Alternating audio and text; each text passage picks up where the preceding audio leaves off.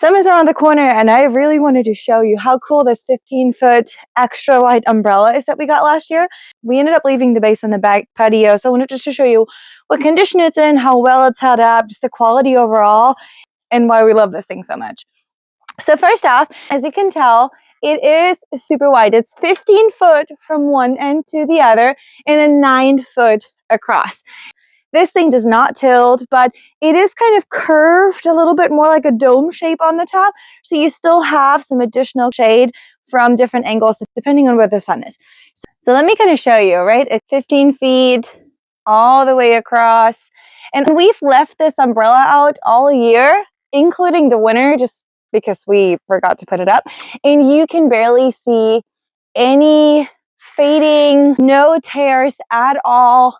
It's held up really, really beautiful. This is the tan version of it. The skeleton of this umbrella is actually made out of metal, so it is really sturdy. The connector piece is held up really well. This is the crank system where you can just like let it up and down.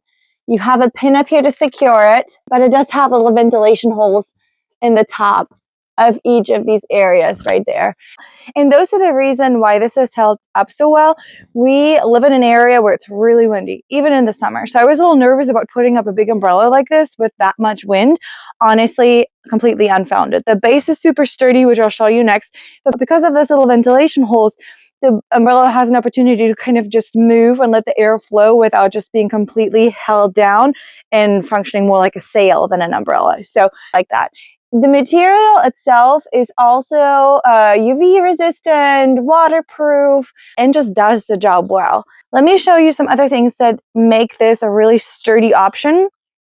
First off, the pole itself is almost 2 inches thick and is solid steel. So this will hold up to wind just fine. Another thing is you have these little connector pieces right here. So once you slide this piece in, you can tighten these right here, and that will ultimately give this a really secure look. The biggest thing that shows some wear after a year is the base. So this is the base. Just took the cover off. As you can tell, like this definitely got some wear. But again, it's been exposed to the element like the whole year, including the winter. So I would have imagined this got some wear, so I'm not surprised there. So what you can see is that it has these little hooks attached to the inside that kind of like pull around and then attach to the bottom of this piece. This base you can assemble. You essentially have corner pieces and a center brace, and then you have these side walls that you kind of slide in, and that is what those hooks kind of tie to and what they hold down. And what goes underneath here are the sandbags. So you essentially get like these bags that have a zipper on it that you just fill with sand, and they do get heavy when they get wet, which is what we want.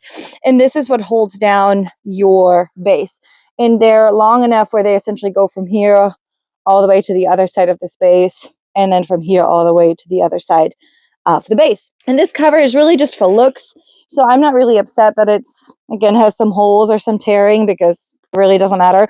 And if you just spray paint this thing, like it will look just as new. Like the holes are a bummer, but like nothing a little bit of tape and spray paint can fix just to freshen it up. But overall, this thing just does a phenomenal job providing shade for our back porch.